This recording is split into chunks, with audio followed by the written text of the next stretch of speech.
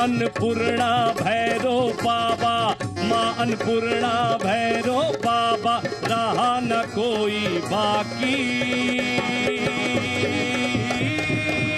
बम बम बोल रहा है काशी, बम बम बोल रहा है, अरे बम बम बोल रहा है काशी, बम बम बोल रहा है काशी। माँ गंगा के गोद में बसते, माँ गंगा के गोद में बसते जोगी संत सन्यासी। बम बम बोल रहा है काशी, बम बम बोल रहा है।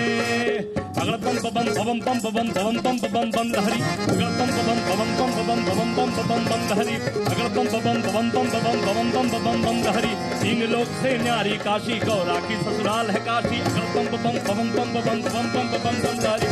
तीन लोक से न्यारी काशी, गौरा की ससुराल है काशी, किस्मत वाले यहाँ के वासी कहलाती काशी। महादेव की बम बम बम बम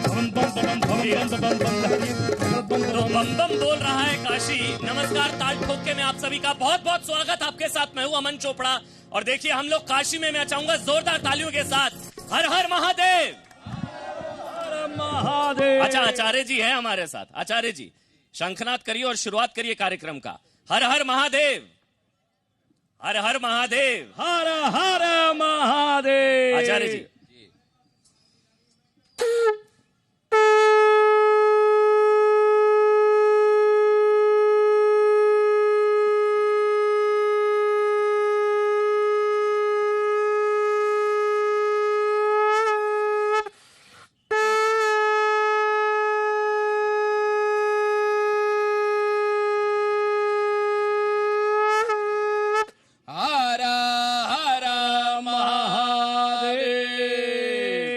मंत्रोच्चारण के साथ शुरुआत करेंगे कार्यक्रम की। आज तो मोदी जी हैं आपके काशी में। जी, हमारी काशी की परंपरा भी है, क्योंकि दुनिया की सबसे प्राचीन नगरी काशी है और इस समय हम वरुणा के तट पे हैं। वरुणा से और 80 के बीच वाराणसी पवित्र नगरी।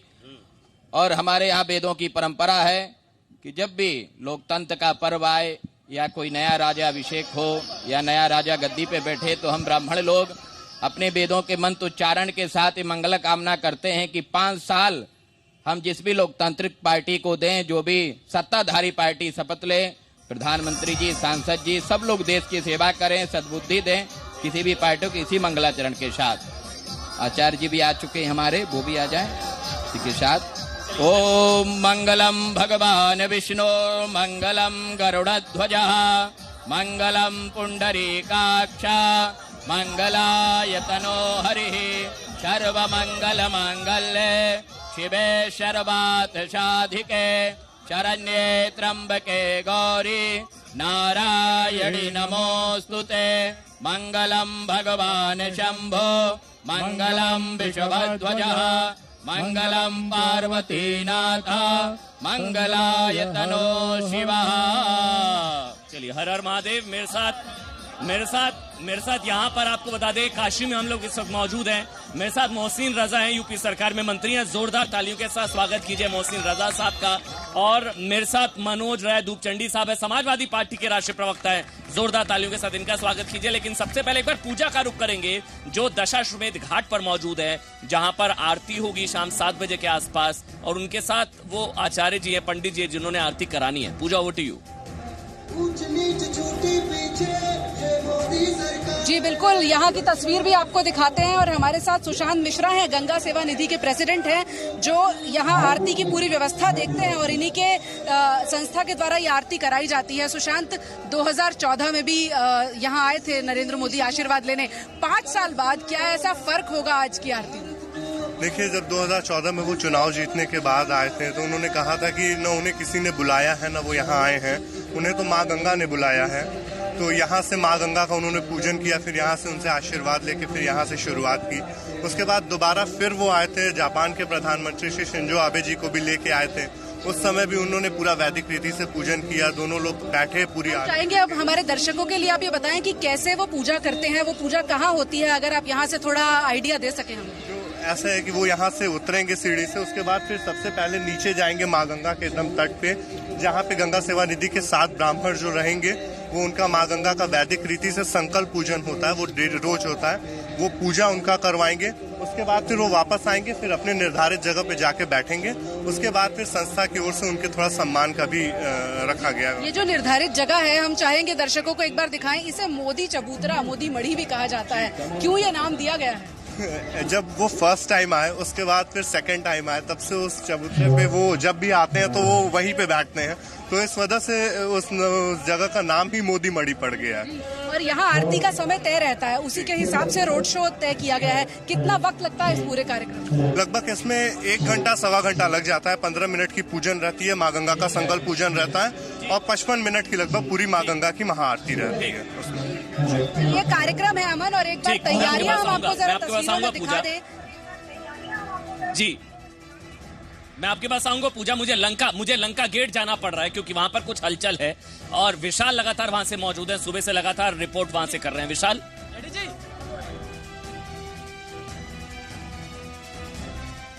देखिए, मैं इस वक्त बीएचयू के लंका गेट पर मौजूद हूँ। थोड़ी देर में प्रधानमंत्री नरेंद्र मोदी पहुंचने वाले हैं, लेकिन उससे पहले यहाँ की तस्वीरें देखिए, लोगों का उत्साह देखिए, उमंग देखिए। जो मोदी के समर्थक यहाँ पर मौजूद हैं, वो फिलहाल भारी संख्या में यहाँ पर सुबह से इंतजार कर रहे हैं। चारों तरफ भीड़ ही भीड़ नजर आ रही है।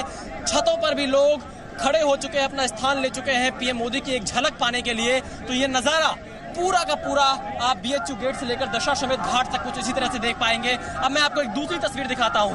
पंडित मदन मोहन मालवीय आपको दिखाई दे रहे होंगे, उनकी प्रतिमा है यहाँ पर। इसी प्रतिमा पर प्रधानमंत्री नरेंद्र मोदी माल्यार्पण करेंगे, और यहाँ पर बीजेपी के वरिष्ठ नेता पहुंच चुके हैं। और यहाँ पर भी आप देखिए, भारी तादाद में आम लोगों की भीड़ इकट्ठा हुई है, और सुबह से ये भीड़ यहाँ आई हुई है अब पीएम मोदी की एक झलक पाने के लिए। हम एक बार इस भीड़ के बीच चलते हैं, बातचीत करते हैं। आखिरकार कैसा माहौल है बनारस का? कब से इंतजार कर रहे हैं प्रधानमंत्री मोदी का? शानदार है। पिछले 3 घंटे से हम लोग खड़े हैं यहाँ पे, बस मोदी जी के इंतजार में। कब आएंगे? हम लोग खड़े हैं मोदी के इंतजार में। कम से कम यहाँ से हम लोग कितने परेशान हैं यहाँ पे। क्या लगता है आपको, क्या माहौल है इस बार बनारस का? इस बार 10 लाख के प्लस जाएगा। इस बार का माहौल है 10 लाख से प्लस जाएगा। समय है कि 2014 से 2019 होगा। हाँ, हम लोग 1 बजे से यहाँ खड़ा है मोदी जी के लिए। यहाँ 20 बनाएंगे मोदी जी के। एक बार इस बार मोदी यहाँ से बढ़िया से सीट निकालेंगे, बहुत बढ़िया से पाएंगे, जीतेंगे। आ रहे हैं 100%। तो देखिए, यहाँ पर अमन सुबह से ही लोग इंतजार कर रहे हैं प्रधानमंत्री नरेंद्र मोदी का। और मुझे जहां तक अब दिखाई पड़ रहा है, सूचना मिल रही है कि मोदी थोड़ी ही देर में यहाँ पर आने वाले हैं, और मोदी आते ही यहाँ से रोड शो की शुरुआत करेंगे। देखिए, दूरी तो महज 7 ही किलोमीटर है दशाश्वमेध घाट तक, लेकिन ये 7 किलोमीटर कितने घंटे में प्रधानमंत्री नरेंद्र मोदी तय कर पाएंगे, ये कह पाना मुश्किल है, क्योंकि सड़क पर चारों तरफ बेशुमार भीड़। 7 बजे की आरती, अगर प्रधानमंत्री नरेंद्र मोदी को दशाश्वमेध घाट पहुंचना है 7 बजे, 5 बज चुके हैं। लंका गेट पर विशाल पांडे मौजूद हैं, दशाश्वमेध घाट पर पूजा मेहता, और इसके अलावा रास्ते में जी मीडिया संवाददाता रविंद्र कुमार, इसके अलावा अमित प्रकाश, जी मीडिया की पूरी रिपोर्टर्स की टीम इस वक्त मैदान पे मौजूद है।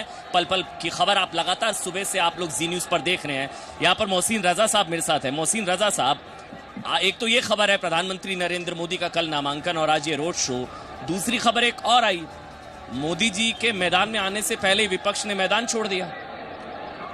देखिए, मैंने कहा कि जिस तरह से विपक्ष ने गैर जिम्मेदाराना रवैया अपनाया है पूरे उत्तर प्रदेश के अंदर, खासकर गठबंधन की अगर हम बात करें, यही 2 लोग हैं। इन्होंने हमारे अमेठी से, मैं प्रभारी मंत्री हूं, अमेठी में इन्होंने प्रत्याशी नहीं उतारा, ना बसपा ने ना सपा ने।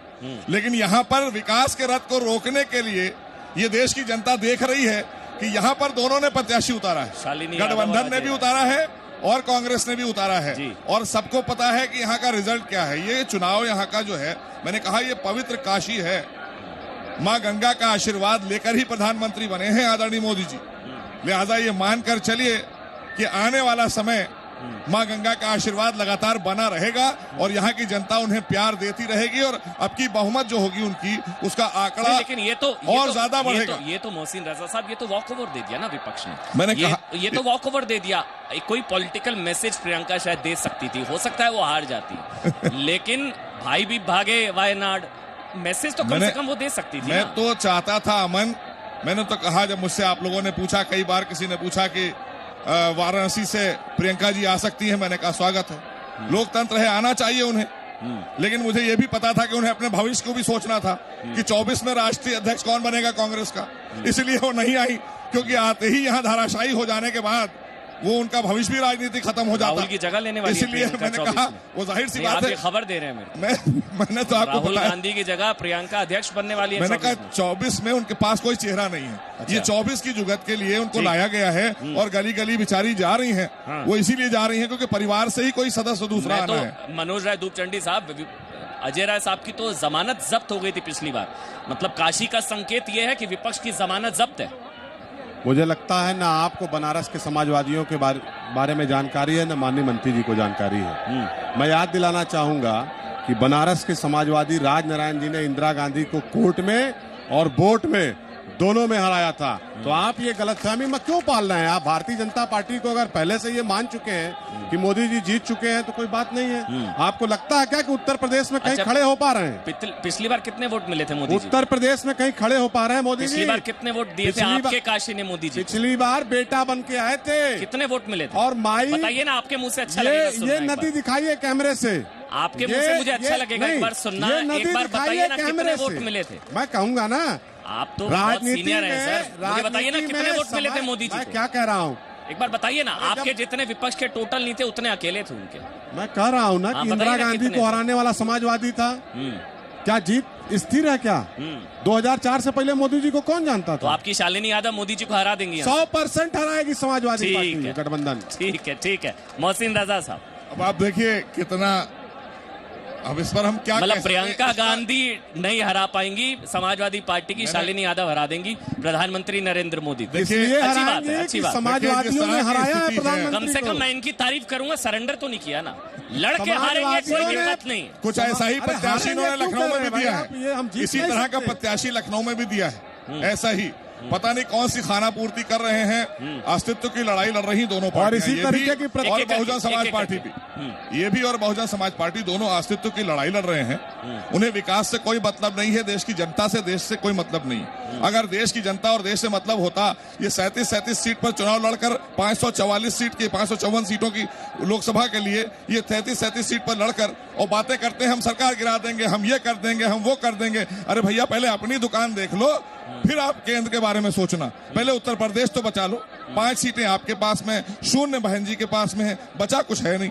तो वो ज्यादा आप 73 से लड़ने खड़े हो गए। को कुछ नहीं है, आप समझिए, जिसके पास खोने को कुछ नहीं होता वो ज्यादा खतरनाक। मैंने कहा ना, आप तो चोटी पर हैं, वो नीचे ही उतरेंगे। जो गठबंधन है, उस गठबंधन में एक नारा चला करता था, चढ़ गुंडों की छाती पर और मोहर लगा दे हाथी पर। अब इस पर दूसरा नारा मैंने दिया कि गुंडे चढ़ गए हाथी पर और मोहर लगेगी 56 इंच की छाती पर। ताली बजा रहे हैं आप, क्यों ताली बजा रहे हैं? नहीं, 56 इंच की छाती पर मोहर लगेगी क्या? इस बार जरूर लगेगी। और प्रियंका वाड्रा क्यों नहीं चुनाव लड़ रही है यहाँ से? क्योंकि उनको पहले से पता है कि यहाँ से हारना ही है और जितना तो तय है ही मोदी जी को ही, इसीलिए। ऐसा भी है, ऐसा है क्या? नहीं, ये सरेंडर है। आपको नहीं बोलेंगे, प्रियंका वाड्रा के खिलाफ नहीं बोलेंगे, ऐसा कुछ है क्या? नहीं, बताइए ना, आप काशी के लोग हैं भाई, आप तो खुलकर बोलते हैं, कोई बोलेगा उस साइड से? हाँ जी बताइए, आप बताइए। मतलब ये सरेंडर है क्या उनका? पहले से ही पता लग गया?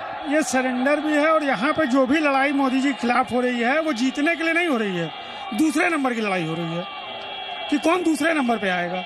मोदी जी का जीतना तय है। अब ये देखना है कि पिछली बार का रिकॉर्ड टूटेगा या उससे कम होगा। मतलब हार जीत की बात नहीं, जीत का मार्जिन बढ़ेगा या घटेगा, इसकी बात हो रही है। कोई राजनीतिक बिसात पर सुनाइए ना, जो राजनीतिक बिसात यहाँ पर बिछ गई है। प्रधानमंत्री नरेंद्र मोदी के आने से पहले ही विपक्ष ने मैदान छोड़ दिया है, तो सुनाइए बनारसिया। और हम ये जो चुनावी सुनाने जा रहे हैं, हाँ। ये लगता है कि पूरा चारों तरफ इस समय चुनाव का अखाड़ा लगा हुआ है, जिसको बड़े ही सुंदर ढंग से हमारे कन्हैया दुबे केडी जी ने लिखा है। क्या लिखा है? अरे लागल चुनाव का बड़का अखाड़ा, अरे लागल चुनाव का बड़का अखाड़ा, सांस्कृतिक राजधानी में तो होई भिड़ंत भैया हरिया जाई के बाटे के तने पानी में, होई भिड़ंत भैया हरिया जाई के बाटे के तने पानी में। लागल चुनाव का बड़का अखाड़ा, लागल चुनाव का बड़का अखाड़ा, सांस्कृतिक राजधानी में होई भिड़ंत भैया फरिया जाई के बाटे के तने पानी में, होई भिड़ंत भैया फरिया जाई के बाटे के तने पानी में। कन्याकुमारी कश्मीर तलक अटक अटक ले हल्ला बा, कन्याकुमारी कश्मीर तलक अटक अटक लाबा, वोट तो करा के देवल जाई जे भारत का सच्चा लल्लाबा, वोट तो करा के देवल। जिस जगह पर प्रधानमंत्री इस वक्त खड़े हैं वहां से काशी का चारों तरफ का व्यू उन्हें देखने को मिल रहा है।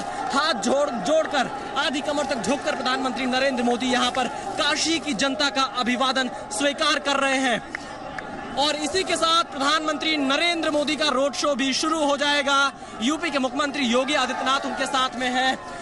देखिए इस वक्त अब बीएचयू की तरफ प्रधानमंत्री नरेंद्र मोदी मुड़ चुके हैं, तो इसी तरह से लगातार जिस छत पर जनता खड़ी है वहां से हाथ हिलाकर पीएम मोदी को एक बार अपनी झलक दिखाना चाहते हैं और ये यहाँ पर हमें उत्साह लोगों के बीच में नरेंद्र मोदी, प्रधानमंत्री नरेंद्र मोदी फिलहाल मदन मोहन मालवीय की प्रतिमा का उन पर माल्यार्पण करते हुए, और आसपास आप देखिए लाखों की संख्या में लोग वहां पर मौजूद हैं।